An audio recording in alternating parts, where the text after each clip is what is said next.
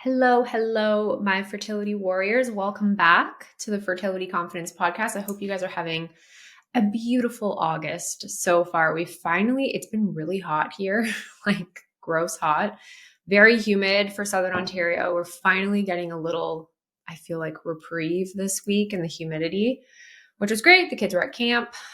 So they got like a nice, not too hot week for camp. And we've got 3 weeks left of summer vacation, and then we're back to routine, which I'm not going to lie, I'm a little excited about. Today, we are going to chat about thin uterine lining. So I put up a poll on my Instagram a few weeks ago between 3 fertility red flags, which is an episode you guys absolutely loved, which is awesome. We can talk more about things like that. And uterine lining was like not far behind.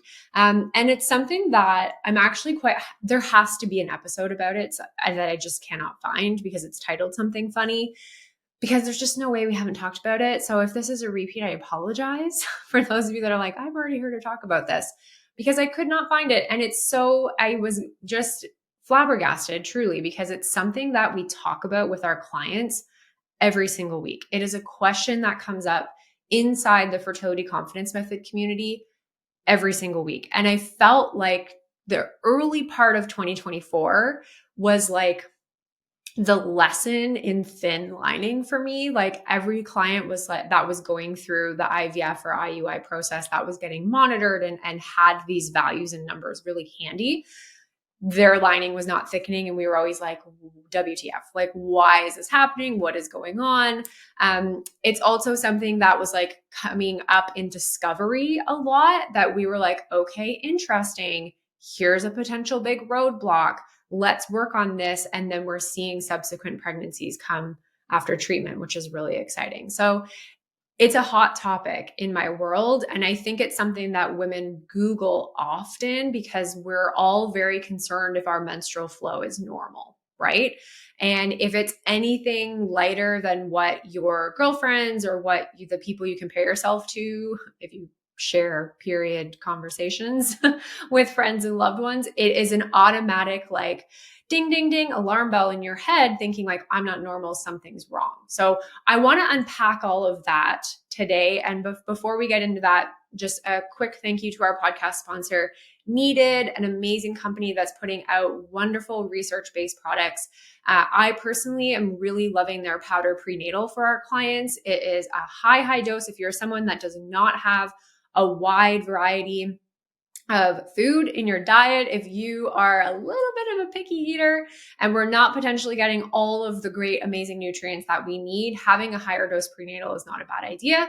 And the reality is to do that, it means more and more and more capsules. So Needed actually has a wonderful powdered option, really easy to put in a smoothie. We really love that for our clients. And for those of our clients who do have a good, well-rounded diet, and we're just, if you've listened to the prenatal episode, you know that ideally our prenatal is just supplementing our already really abundant and beautiful and diverse diet from a nutrient perspective. The Needed Essentials is a wonderful option as well for a prenatal. So you can check that out, plus all their other wonderful products over at thisisneeded.com, and use the code DRKELSEY for 20% off your first order. So thank you, Needed, for that wonderful discount code for us. So let's talk about lining, okay? When are we worried? I think that has to be the first thing we have to unpack, because a lot of times we'll actually have women coming in after joining FCM and they're like, I think my lining is too thin. And my first question is always, why do you think that? Well, I don't bleed a lot. Okay, cool. Tell me more. Like, everyone's menstrual bleed is different. And so we cannot compare to other women.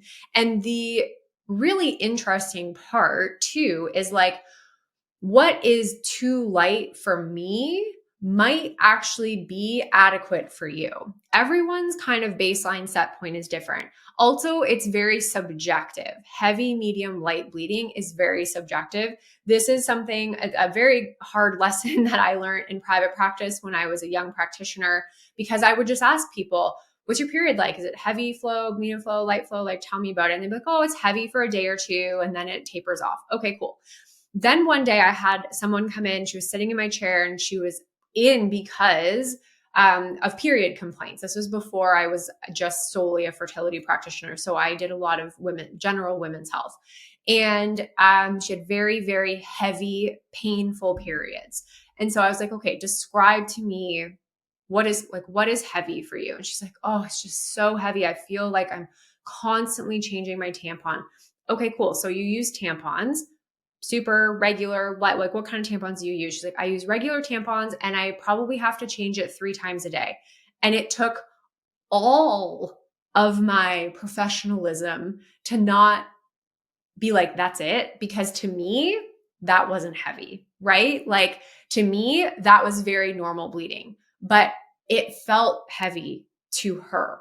And it probably was heavier than maybe some of her girlfriends, right? So we had to have an educational conversation around flow. And there was other parts of that case, but it was a really eye-opening experience for me to be like, okay, we need to actually ask this question in a different way.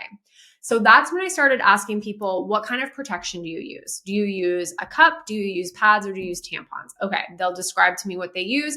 Then I want to know what kind of tampons or pads and how often are they changing them? Are they saturated? If they're using, we're going a lot deeper here. And it's not TMI in my world.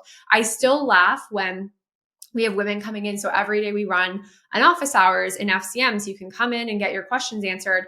And some women will still be, especially when they're new, will still be very tentative of like, maybe this is TMI. I'm like, absolutely nothing is TMI here. I want to know about your bleeding. I want to know what it looks like. I also kind of want to know about your poop sometimes, right? Like these are conversations that we don't normally have with others, but it's not a TMI situation. So everyone sometimes is a little bit tentative to actually share those details with their healthcare provider, but it actually can set off some alarm bells of like, interesting.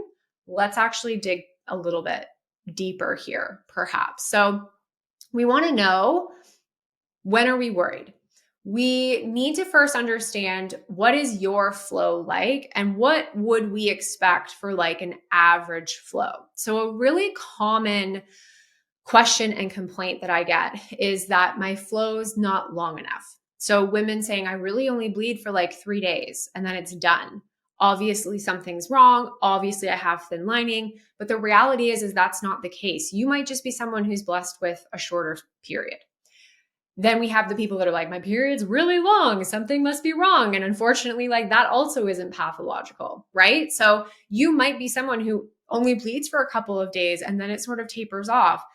And that might not actually be a negative. That might actually be a positive, but we're so quick to like immediately villainize anything that feels abnormal, rightfully so, right? Your TTC, you're looking for a reason why it's not working. Everything is going to be like an immediate, that's not normal. And you're going to obsess over it, right? And I mean that in a polite way. It makes sense. Like your feelings are very valid.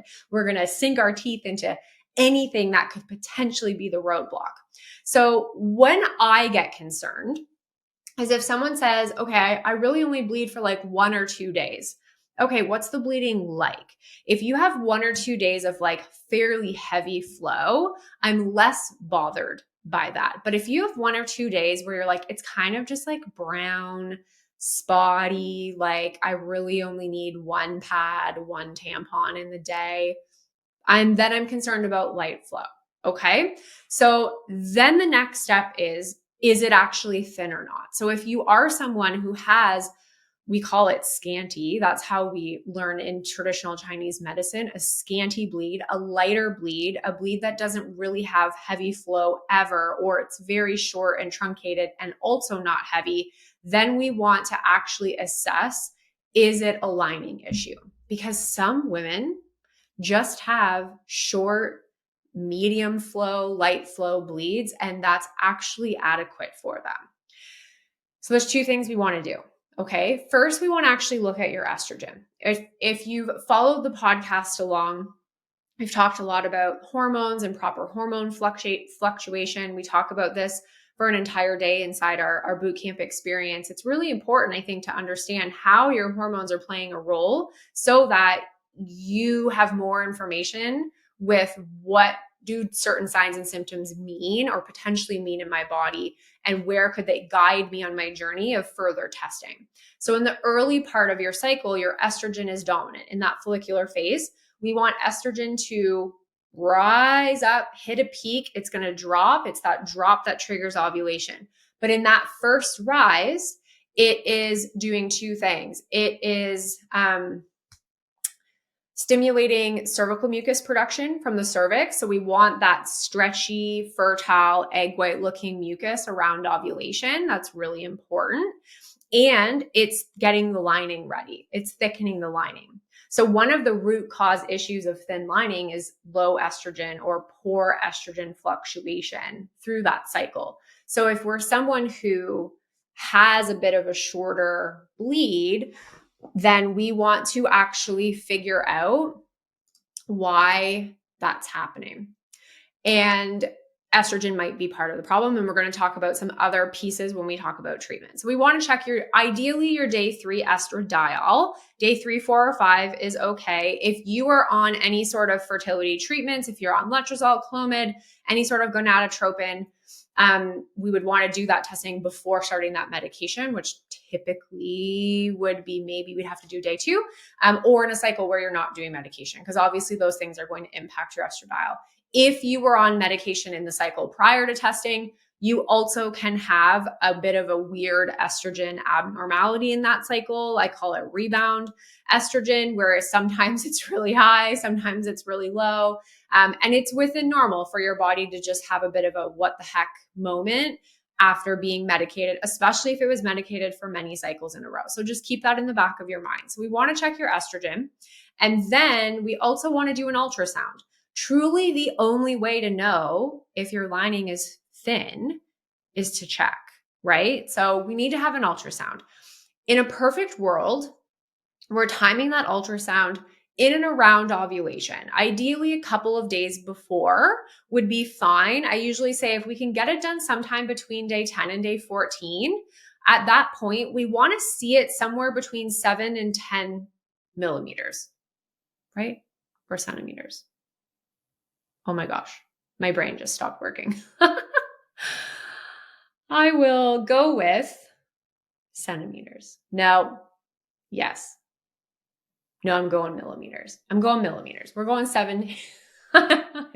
Centimeters is actually pretty big, but maybe that's right. See, this is going to really bother me. Oh, I hate when this happens in a recording, but guess what? I'm looking it up because I've confused myself. Menstrual lining. Millimeters. It is millimeters. I'm not. Okay, you guys, it's Friday.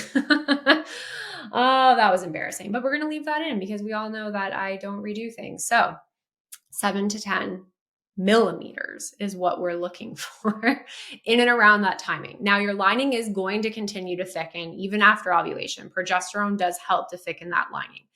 The other piece is we will sometimes see it earlier in the cycle. If you've had an ultrasound done earlier in the cycle, we don't have a really good gauge of where should it be at every specific day of the cycle. And again, every woman's lining is going to be different. The rate at which it thickens is going to be different. So there is definitely some arbitrary nature to this. It's not a perfect system, but if you're coming up to ovulation and your lining is like a 4 or a 5, I'm a little bit bothered by that. Or definitely less, we're really bothered by that. If you are someone who has these long, irregular cycles and your lining just never really gets past a 3, we're bothered by that, okay? That is a lining issue, or maybe your lining is getting thick enough, but it's just taking a really long time. Let's work on that. That's probably more of a hormonal problem if it's coupled with irregular cycles versus someone who has a very consistent rhythm of ovulation, a good healthy luteal phase.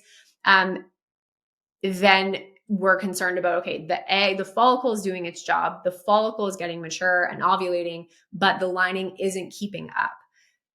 Then implantation becomes a problem, right? The lining doesn't also only need to be a certain amount thick. It also needs to actually change the appearance. We call it trilaminar. So it becomes proliferative. They call it on when they do like a biopsy. So the actual like structure of the tissue changes a little bit, and it's hormones that drive that.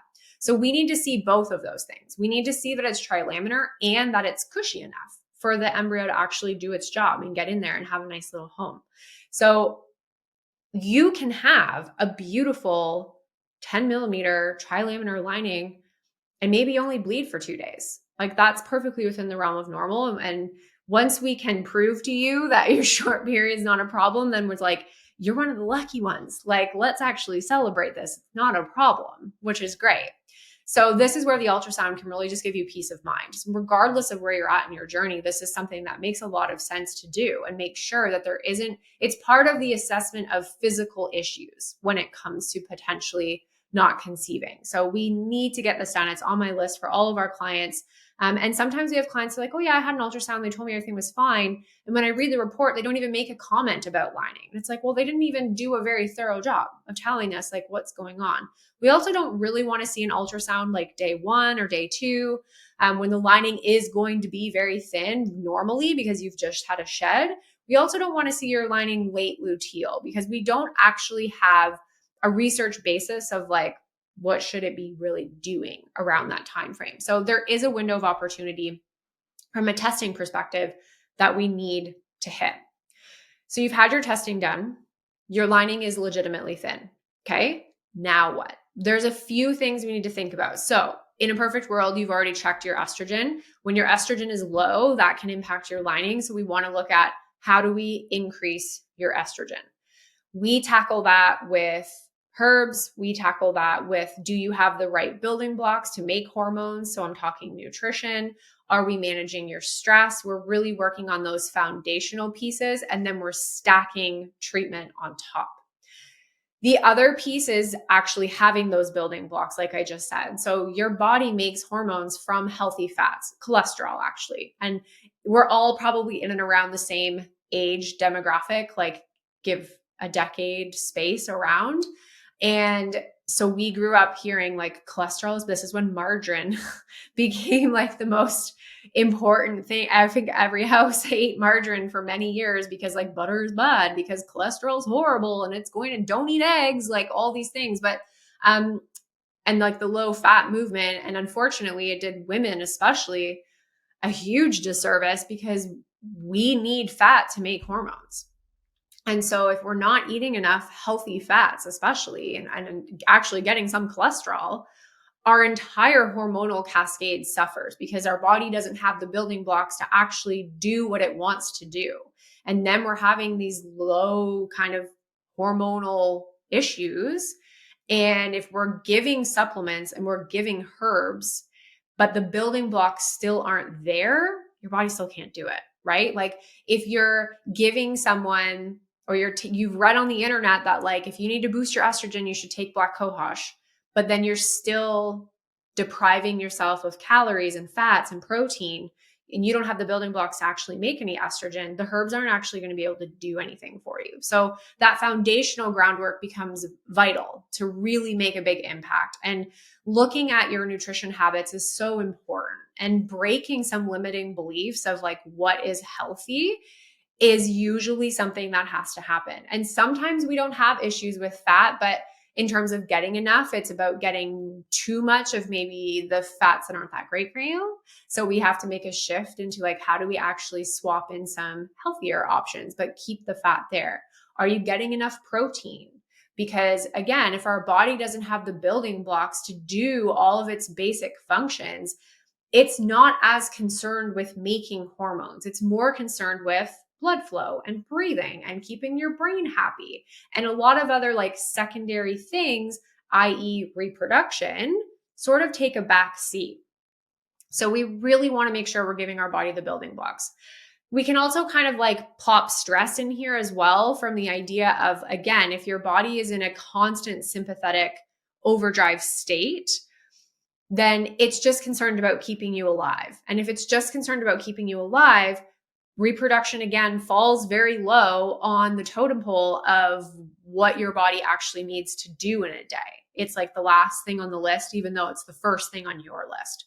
So getting your body out of that sympathetic overdrive state, or at the very least, managing your sympathetic state better instead of just like turning a blind eye and ignoring it a little bit, is a really big piece. This is one of the reasons why we do a lot of mindset work with our FCM clients, because obviously you're stressed and anxious and worried that you aren't getting pregnant. Like that's just one trigger that you might be having consistently, right? So we want to work on that, and we want to help you have more moments through the day where your parasympathetic nervous system can actually take over, where resting no longer is like this reward that you give yourself, but it's actually just a part of your normal day-to-day life. The other piece that's important from a lining perspective is blood flow. The way that your lining thickens and changes and does its job is blood flow helps. We need the blood to help build tissue. The blood flow also brings all those wonderful nutrients that your body needs to the uterus to do its job. So blood flow becomes important. And this is where supplementation comes into play and some of our treatments come into play, because the premise being an increase of blood flow to support lining. We use things like vitamin E and L-arginine. We recommend red light therapy with our clients. We don't have a lot of research in lining specifically, but what we know on how near infrared light works and its improvement in blood flow, we make some assumptions there. Castor oil packs are also something that we recommend to help bring blood flow. So there's lots of things that we can help to do to bring blood flow. Other pieces being like, if you're my microphone. If you're watching on YouTube, you can obviously tell I'm kind of like sitting not great in my chair. I always make this example in boot camp because I'm like, do as I say, not as I do. My pelvis is very tilted and my hips are very tilted and my hips are very tight. All of these things impact the blood flow to my reproductive organs. We need to think about posture. We need to, if we have sitting jobs, I always said I'd never have a desk job. I literally sit in this desk 10 hours a day. So I love what I do, but like, I don't know what I thought. I had a park ranger, someone who walks all the, I don't know what I thought I was going to do. I knew I just didn't want, I think my brain didn't comprehend at 17 that it was, I don't want to work in like corporate Canada is not for me. I wanted to do something else, but I definitely have a desk job. If I'm like in the thick of a project, or I'm in the thick of client work and we've just brought on a whole bunch of clients and I'm doing my thing, like I could sit here for 8 hours and get up like 2 times. And so if you are like me, something that we all need to do is get up more. We need to stand, just stand up for a couple minutes and just shake your hips out, move around. If you can get up and lie on the floor and do some stretching. I have a standing desk beside me with a walking pad. I don't use it nearly enough because it makes me dizzy, which drives me nuts. But it is definitely something that if you're not someone who's going to get dizzy on a walking pad, like I got the pad for $200 and the desk for the same. Like it was a really quick and easy setup, and it can get you up and down and moving around and just getting that blood flow, right? If you're moving, your blood is pumping. So it's always something to consider as well. So blood flow becomes really important. And then the last thing that we'll often actually recommend is acupuncture. And there is some really great research with acupuncture and lining, and also a slew of other things. You know, we could talk for hours about how acupuncture could potentially help. But from a lining perspective, it's not just a blood flow piece, but there's also more to it from helping your TCM constitution. And it's a really great tool to integrate if you can find someone in your area that specializes in fertility specifically, that has the right accreditations. Always, you want to be really cautious and careful. We have talked about this in our episode with Jane Gleason. We talked about like how to pick a acupuncturist. So we can go back and listen to that episode. But that is another one that our clients enjoy for a multitude of reasons.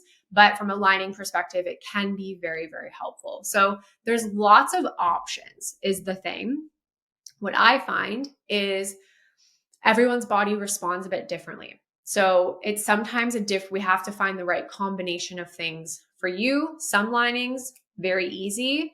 Others, very, very tricky. There are also some pharmaceutical options. One of the things that has Some okay research that we've been recommending our clients advocate for is actually Viagra or sildenafil. And again, the premise being blood flow. Like that's how it works in men with ED. It's the same concept. And there are some interesting studies showing a positive impact in lining. So that's kind of like, okay, when we've done all the things and maybe you're doing a transfer and your lining's just not getting to where it needs to go, then we're going to get higher into that like pharmaceutical option. Okay, let's talk about Viagra. Are they down with that?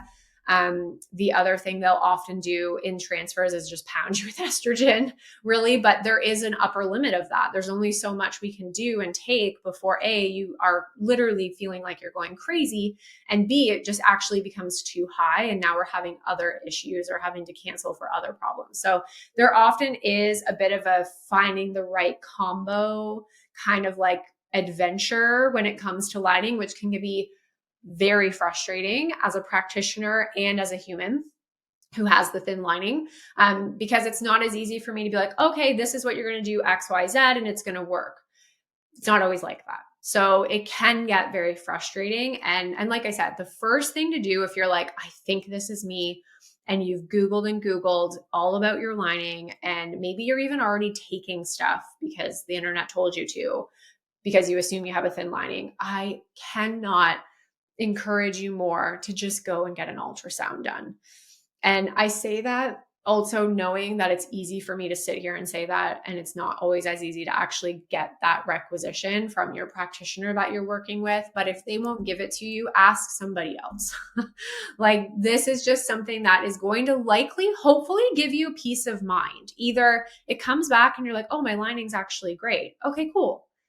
Now what's next? Like, what is the next part of my journey that I can kind of let this go? Or you're going to say, oh, you know what? It actually is thin. Okay, this is what I'm already doing, but maybe I need to add X, or maybe I need to add Y. And this is where that personalization piece really comes into play. So I hope this was helpful for you. If you have any questions, come find me on Instagram at Fertility Confidence Method. I would love to chit chat with you there. If you don't already subscribe to the podcast, please hit that subscribe button. Love for you to leave a rating and review. It really, really helps the podcast platforms to actually show the Fertility Confidence Podcast to women who are searching for these types of questions. So it helps get our message out to the broader community of couples who are also looking for support, just like you. Any friends or family, pass it along. I'd love to have them. We love the podcast and we appreciate you guys being here so much. So baby deaths to you all, and I will see you in the next episode.